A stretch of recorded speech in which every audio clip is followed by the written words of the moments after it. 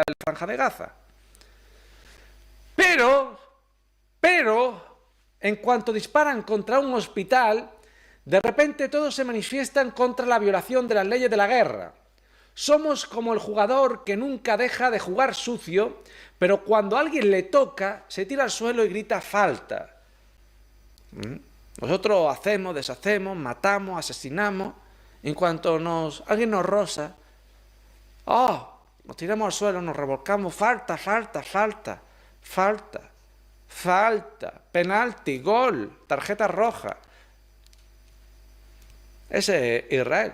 Pero además os voy a decir que no ha sido ni golpeado directamente el hospital en cuestión, que allí se trataban los militares que asesinaban a los niños en Gaza. Pero más allá de eso, ahí tenéis los 35 hospitales que Israel ha atacado desde el comienzo de su operación en Gaza, desde el 7 de octubre. Ahí tenéis 35. En Israel va uno, y rozado. Bueno, que no hay tanto lloro, como decía el compañero. Que no hay tanto lloro. Après l'attaque, même Trump, qui apparemment, selon ses dires, était contre, il a trouvé les attaques excellentes. Alors aujourd'hui, le ton change un petit peu parce qu'on s'aperçoit que l'Iran réagit de manière imprévue et ça choque un peu. Mais ce que ça implique, et c'est là où je voulais en venir, c'est qu'on est ici dans un schéma où on a essayé d'induire l'Iran en erreur en lui faisant miroiter la perspective d'une résolution politique, alors qu'en fait, on essayait de l'affaiblir pour pouvoir l'attaquer militairement. Et ça a un nom juridiquement, c'est ce qu'on appelle la perfidie, qui est un crime de guerre. La perfidie est un crime de guerre. Donc on peut très bien dire dans ces cas-là que Trump est un criminel de guerre, que Merz est un criminel de guerre, et probablement d'autres aussi qui n'ont pas osé avouer qu'ils savaient, étaient des criminels de guerre. Ça s'applique pas vraiment à Netanyahou qui, lui, est un criminel contre l'humanité. C'est pire. Mais ça, c'est autre chose. Donc, on est ici dans l'action, et si vous lisez le texte, c'est tiré de Wikipédia, une perfidie est dans le domaine de la guerre, une tromperie dans laquelle une partie s'engage à agir de bonne foi, par exemple en hissant le drapeau blanc, dans l'intention de trahir cet engagement quand l'ennemi, une fois sa vigilance atténuée, est exposé, par exemple, sortir de couvert pour attaquer les adversaires, etc., etc. La perfidie est une infraction au droit de la guerre qui constitue donc un crime de guerre, car elle porte atteinte aux protections et restrictions réciproques qui sont développées dans tout l'intérêt des parties, tant combattantes que civiles. Et ça veut dire quoi, le fait qu'il y ait cet acte de perfidie? Ça veut dire qu'aujourd'hui, et d'ailleurs on le voit maintenant avec l'Iran, qui refuse de retourner à la table de négociation. Parce que pourquoi l'Iran s'ingénierait-il à aller négocier avec des pays qui de toute façon cherchent à le détruire? Donc on voit que la négociation n'a pas pour but de solutionner le problème, mais au contraire d'envenimer le problème. Et on est ici dans une situation où l'Iran est parfaitement dans son droit. D'ailleurs, je pense que beaucoup de gens l'ont ressenti parce que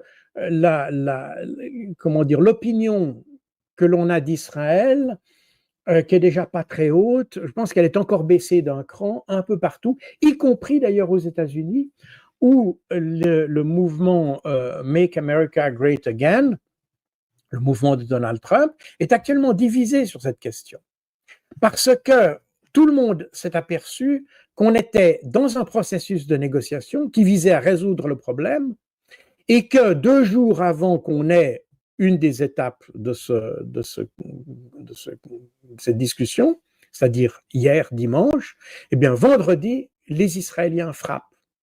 Donc on voit très bien qu'on est il y a d'un côté les Américains, les Israéliens qui ne sont pas de bonne foi, et de l'autre les Iraniens qui sont de bonne foi. Et on retrouve exactement le même phénomène qu'on a vu avec Gaza, avec le Hezbollah, avec la Syrie, pratiquement avec tous les voisins d'Israël. C'est-à-dire que tous les voisins d'Israël étaient prêts à négocier de bonne foi avec eux. Et systématiquement, Israël les a frappés. Je rappelle, c'est exactement le problème qu'on a eu avec Gaza.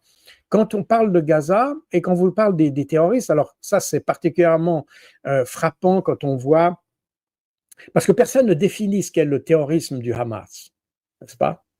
Et pour cause, parce qu'on n'est pas capable de savoir en quoi il est terroriste. Et les seules explications qu'on a, c'est de dire, oui, mais ils tirent des roquettes contre Israël. Mais on ne dit jamais pourquoi les Palestiniens tirent des roquettes contre Israël.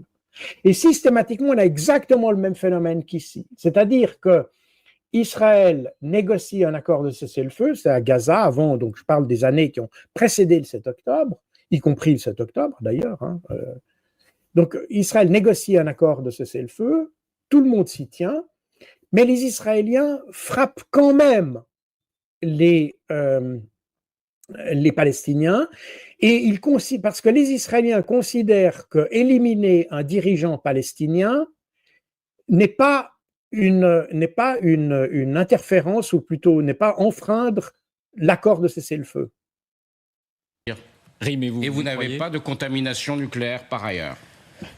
Écoutez, ça fait quand même 1 an et demi qu'Israël montre qu'il a des capacités militaires qui sont très impressionnantes. Premièrement, dans la pénétration et dans l'infiltration du renseignement.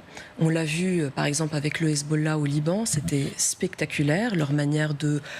en fait, d'avoir tellement infiltré ce groupe qui, pendant des décennies, s'enorgueillissait de ne jamais avoir été infiltré par les Israéliens. Et c'est ce qui a été fatal pour le groupe. C'est la même chose l'année dernière, en fait. Ils ont montré une capacité d'infiltration et de renseignement, et donc d'activité sur le terrain iranien lors de 2 grosses opérations qui ont en fait eu beaucoup d'effets, quand ils ont pu tuer Haniyeh, un des chefs du Hamas, quand il était chez les gardiens de la Révolution, et aussi quand ils ont pu anéantir une grosse partie des défenses aériennes iraniennes. Donc c'est clair qu'ils ont été sur le terrain, que le début de leur opération et de leur attaque contre l'Iran depuis jeudi, vendredi est très efficace.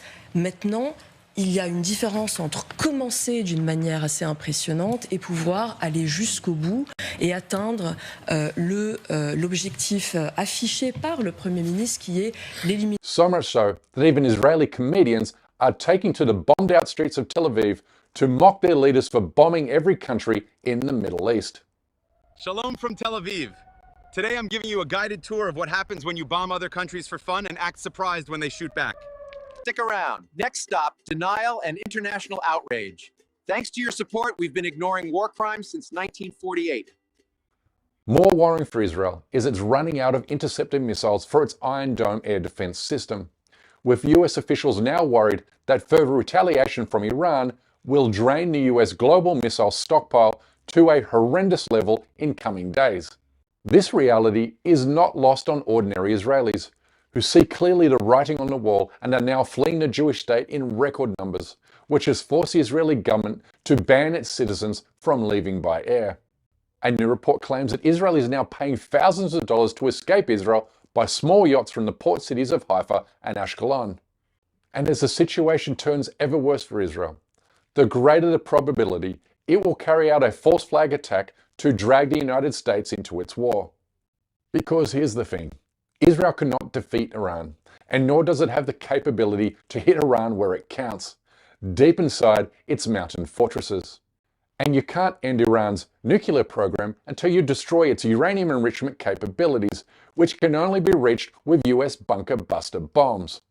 The problem for Israel is that Trump has stated clearly that the US won't get actively involved in Israel's war unless Iran targets Americans, which is ominous given Israel has a proven history of dragging the US into wars via false flag attacks.